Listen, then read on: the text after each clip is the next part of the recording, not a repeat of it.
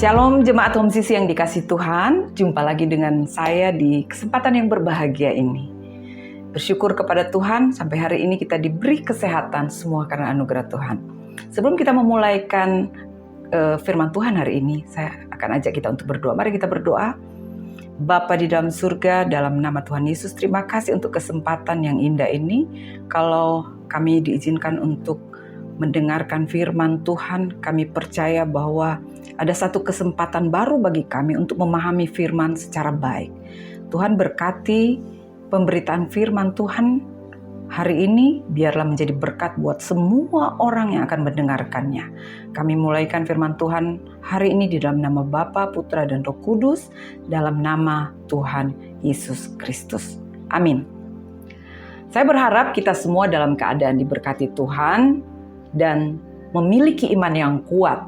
Apapun yang ada di sekitar kita, ada tantangan, persoalan, masalah yang kelihatannya pelik, kelihatannya begitu berat. Tapi kalau kita punya Tuhan, maka Tuhan sendiri akan ikut campur tangan, akan menolong kita. Bapak Ibu yang kasih dalam Tuhan, hari ini izinkan saya untuk membagikan firman Tuhan buat kita semua. Yang saya beri tema adalah The Power of Forgiveness, atau kuasa pengampunan. Saya akan ajak kita semua untuk baca satu ayat firman Tuhan yang saya ambil dalam Efesus pasal 4 ayat 31 sampai 32. Saya akan bacakan buat kita. Segala kepahitan, kegeraman, kemarahan, pertikaian dan fitnah hendaklah dibuang dari antara kamu. Demikian pula segala kejahatan. Tetapi hendaklah kamu ramah seorang terhadap yang lain, penuh kasih mesra dan saling mengampuni, sebagaimana Allah di dalam Kristus telah mengampuni kita. Bapak Ibu jemaat Home Sisi yang dikasih Tuhan, ayat ini memberikan sebuah penekanan kepada kita bahwa hidup di dunia ini tidak luput dari berbagai gesekan, berbagai perselisihan, berbagai hal yang berpotensi untuk menyakiti kita. Sehingga timbul kegeraman, kepahitan, kekecewaan, sakit hati, amarah, dan lain sebagainya yang coba merembut damai sejahtera Kristus dalam diri kita. Tapi ayat ini mengingatkan kepada kita, hendaklah kita ramah seorang terhadap yang lain. Tetapi bukan itu, hendaklah kamu saling mengampuni, sebagaimana Allah dalam Kristus Yesus telah mengampuni kita. Bicara tentang mengampuni itu bukanlah hal yang mudah. Apalagi kalau kita itu disakitinya begitu dalam, Bapak Ibu ya. Tidak mudah untuk kita berkata bahwa kita mengampuni. Tapi Bapak Ibu yang kasih dalam Tuhan, kalau kita taat kepada firman Tuhan dan kita mau melakukan pengampunan dalam diri kita, maka pengampunan itu punya kuasa. Ada kekuatan ilahi yang akan membuat kita mampu, membuat kita pulih, dan membuat kita memiliki damai sejahtera. Hari ini kita akan belajar 3 hal penting dari kuasa pengampunan tersebut. Yang pertama adalah mengapa kita harus mengampuni. Poin penting yang kedua adalah bagaimana kuasa pengampunan itu bekerja dalam hidup kita tatkala kita mau melakukannya. Dan yang ketiga adalah bagaimana kita bisa hidup dalam kuasa pengampunan itu. Kita akan masuk ke bagian yang pertama. Mengapa kita harus mengampuni? Alasan pertama, mengapa kita harus mengampuni adalah karena Tuhan terlebih dahulu telah mengampuni kita.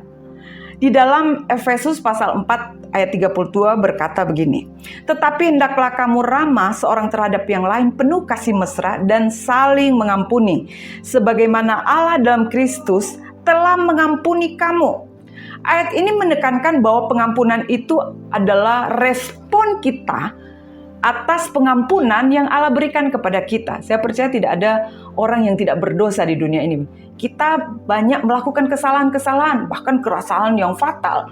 Tetapi Tuhan itu luar biasa. Alkitab berkata bahwa Dia itu sudah mengampuni kita. Dan Tuhan mau supaya kita juga memiliki pengampunan dalam diri kita. Tanpa pengampunan, kita tidak akan mengalami pemulihan. Tanpa pengampunan, kita tidak akan memiliki ketenangan. Tanpa pengampunan, kita tidak akan memiliki damai sejahtera. Itu sebabnya hari ini kita akan tahu mengapa kita harus mengampuni. Di dalam Roma pasal 5 ayat 8 berkata, akan tetapi Allah menunjukkan kasih-Nya kepada kita oleh karena Kristus telah mati untuk kita ketika kita masih berdosa. Kristus itu ternyata telah mati. Semua sudah diselesaikannya di atas kayu salib. Termasuk sakit hati kita, termasuk kekecewaan kita, termasuk kegeraman kita, termasuk semua luka-luka yang ada dalam diri kita. Kita berkata bahwa semua sudah selesai di atas kayu salib. Yesus sudah mengampuni kita pada waktu kita masih berdosa. Alasan kedua, kenapa kita harus mengampuni adalah karena pengampunan itu merupakan tanda pertumbuhan rohani, bahwa kita ini adalah bertumbuh secara rohani. Bapak Ibu yang saya kasih dalam Tuhan, mengampuni itu adalah karakter dari orang yang dewasa rohani. Tatkala kita memiliki kedewasaan rohani, maka kita akan berkata bahwa sekalipun aku rasa sakit, tapi aku mengambil keputusan untuk mengampuni. Karena itulah perintah Yesus buat saya. Dunia boleh berkata, kamu kalau disakiti, dibalas saja. Balas dendam. Dunia mengajarkan nilai-nilai yang salah. Tapi Alkitab berkata kepada kita, atau Alkitab mengajarkan kepada kita, kasihilah musuhmu. Berdoalah untuk orang yang menganiaya kamu. Berbeda atau bertolak belakang dengan ajaran dunia saat ini. Pengampunan itu adalah buah dari kasih. Di dalam 1 Korintus 13 ayat 5 berkata bahwa kasih itu tidak menyimpan kesalahan orang lain. Jadi itu adalah bentuk dari kasih.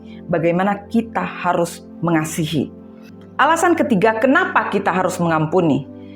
Karena kepahitan itu akan merusak diri kita sendiri.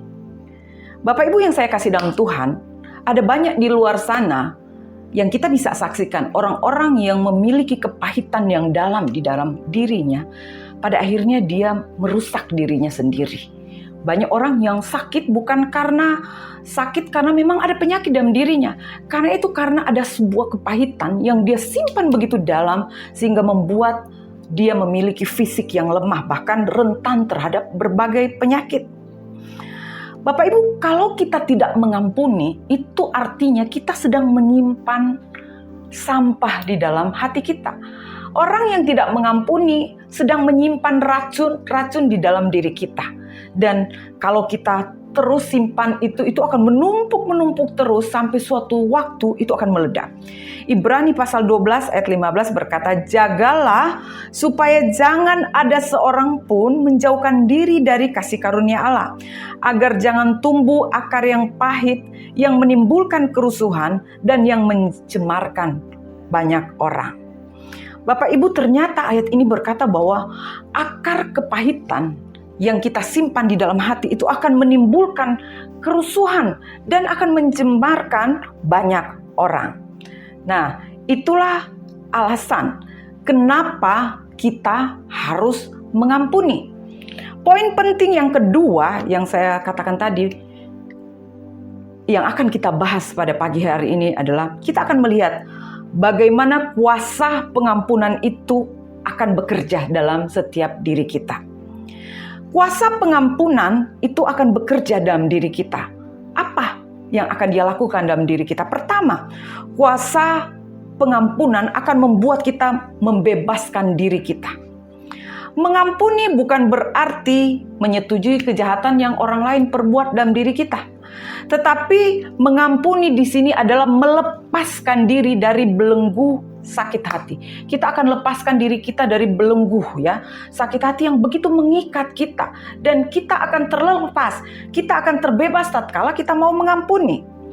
Nah, Bapak Ibu yang kasih dalam Tuhan, Bapak Ibu mungkin pernah dengar kesaksian dari seorang presiden Afrika Selatan yang bernama Nelson Mandela. Setelah 27 tahun Nelson Mandela ini ditahan atau masuk dalam penjara karena perlawanannya terhadap apartheid. Nelson Mandela akhirnya dibebaskan. Suatu ketika ada banyak orang yang bertanya kepadanya, apakah Nelson Mandela ini akan balas dendam? Akan membalas tatkala pada waktu itu dia sudah menjadi presiden Afrika Selatan. Mereka bertanya, apakah dia akan membalas kejahatan. Tapi apa yang dia jawabnya? Saat aku keluar dari pintu penjara menuju kebebasan, aku sadar jika aku tidak meninggalkan kepahitan atau kebencian yang aku alami, maka aku akan tetap ada dalam penjara. Nelson Mandela tahu persis bahwa kebencian, dendam, kepahitan, kalau itu dia tetap simpan di dalam hati atau dia tidak tinggalkan, maka itu akan membuat dia dalam penjara. Penjara akan memenjara hidupnya. Dan Bapak Ibu yang kasih dalam Tuhan, dari kesaksian ini kita bisa melihat bagaimana dia dimerdekakan.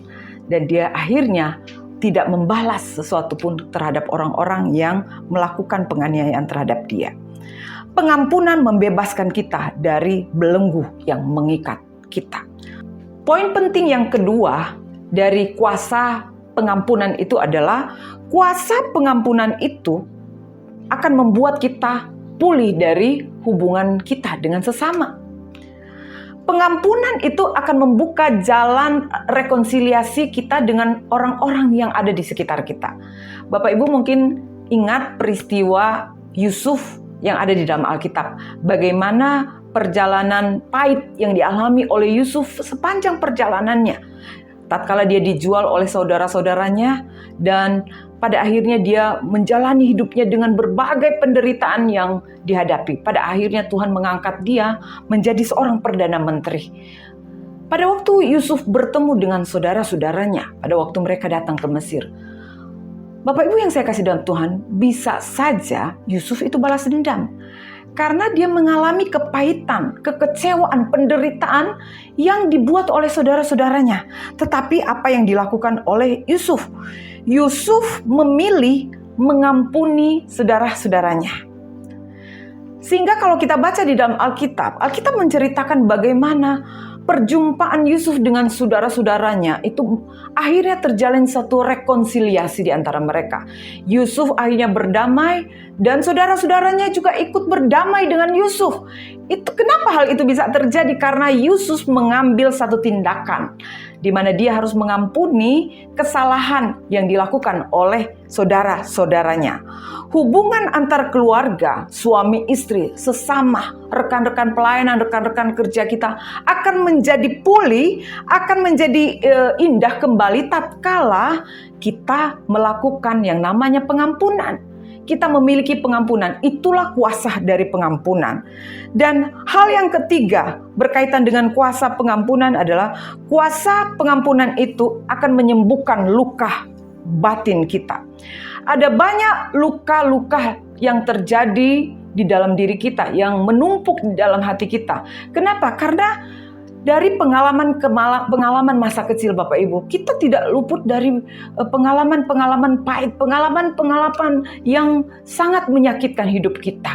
Dimulai mungkin dari pola asuh yang salah terhadap kita, bagaimana kita diperlakukan secara tidak baik, bagaimana kita diperlakukan secara tidak adil, yang membuat kita menjadi kecewa, sakit hati, dan menumpuk itu. Kalau kita tidak pulihkan, maka itu akan menjadi sampah-sampah yang akan menumpuk di dalam batin kita dan akan membuat kita menderita. Saudara yang kasih dalam Tuhan, hanya satu cara supaya kita bisa luput dari pengampunan, dari sakit hati itu adalah milikilah pengampunan. Pengampunan itu memiliki kuasa untuk menyembuhkan luka batin kita. Saudara yang saya kasih dalam Tuhan, ada seorang pria, seorang bapak yang mengalami sakit hati yang berat. Kenapa? Karena anak yang sangat dia kasihi itu meninggal karena mengalami tabrak lari. Suatu ketika Bapak Ibu, pada sebuah persidangan, sang bapak ini harus berhadapan dengan seorang yang menabrak anaknya dan sampai anaknya meninggal. Bapak Ibu, suatu ketika orang-orang berdebar-debar menunggu kira-kira vonis apa yang akan diberikan kepada seorang anak ini yang sudah menabrak anak dari bapak ini. Dan mereka berkata, pasti bapak ini akan menuntut si orang ini supaya dia bisa divonis penjara yang sangat lama karena dia sudah kehilangan anaknya. Tetapi apa yang terjadi Bapak Ibu? Sang bapak ini atau sang pria ini dia tiba-tiba berdiri. Dia berkata dan memandang si pelaku ini dengan belas kasihan yang begitu tinggi di dalam hatinya. Dan dia berkata, "Saya mengampuni kamu. Saya tidak ingin menghabiskan hidup saya dalam kebencian. Tapi hari ini saya mau katakan saya mengampuni Anda." Dan Bapak Ibu, apa yang terjadi? Saat itu terjadilah sebuah suasana yang syahdu. Bapak Ibu langsung datang kepada pelaku itu dan dia memeluk sang pelaku itu dengan kata-kata, "Saya mengampuni engkau." Sejak saat itu Bapak Ibu, bapak ini atau si pria itu mengalami kebebasan yang dari Tuhan. Dia mengalami satu kemerdekaan. Dia tidak menyimpan kepahitan di dalam hatinya. Justru dia mengalami ketenangan. Ada banyak orang di luar sana yang akhirnya memutuskan untuk mengampuni. Dan kita bisa mendengar cerita-cerita bagaimana mereka mengalami satu gebrakan baru. Satu hal yang luar biasa yang membuat mereka sukacita, damai sejahtera, dan tenang menjalani hari-hari hidup mereka.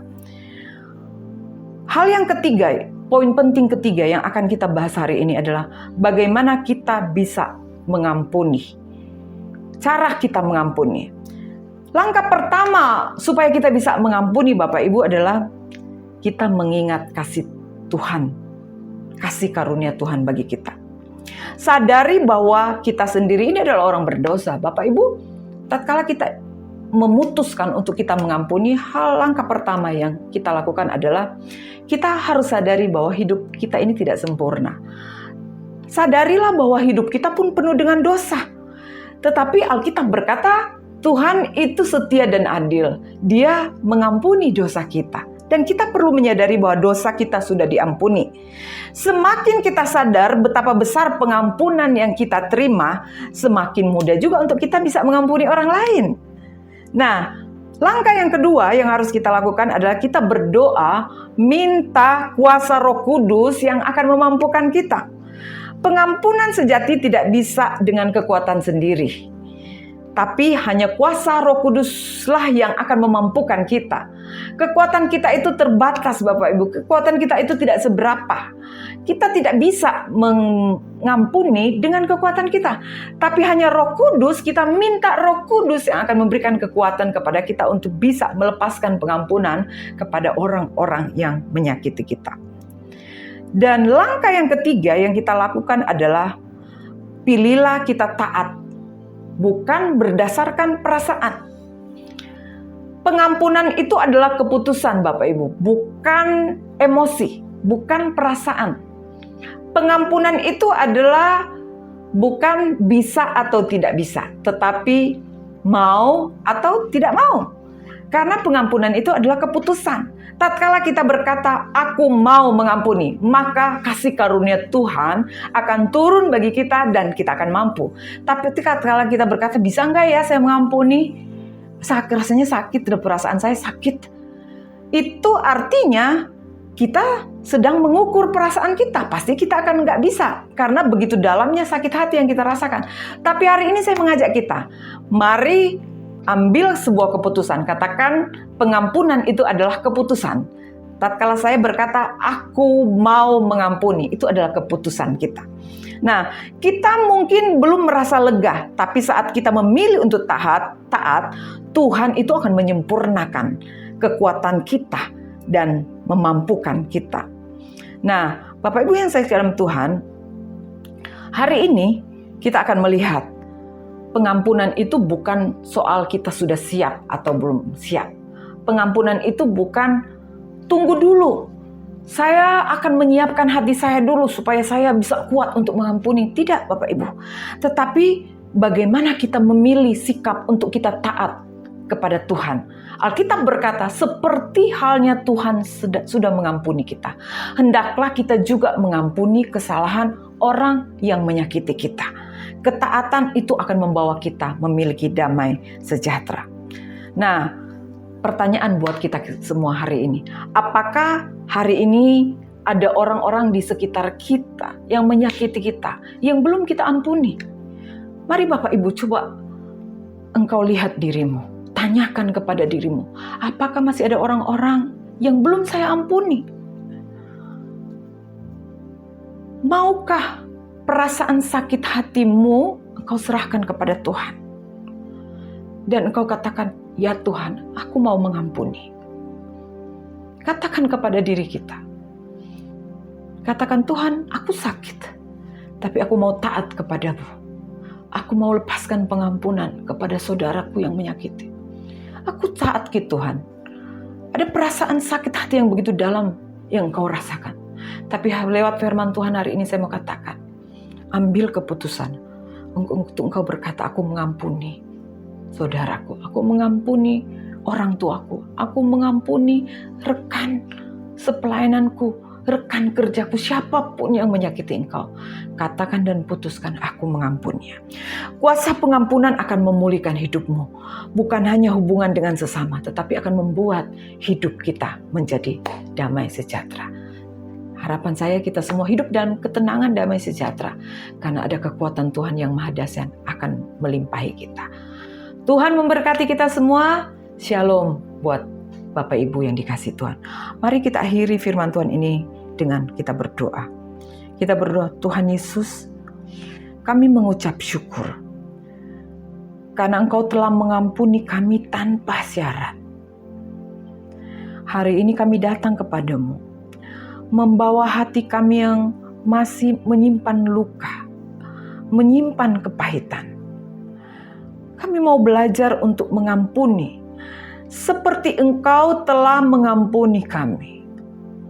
Mampukan kami ya Tuhan, turunlah kasih karunia-Mu atas kami, agar kami mengalami kuasa pengampunan dan memulihkan kami.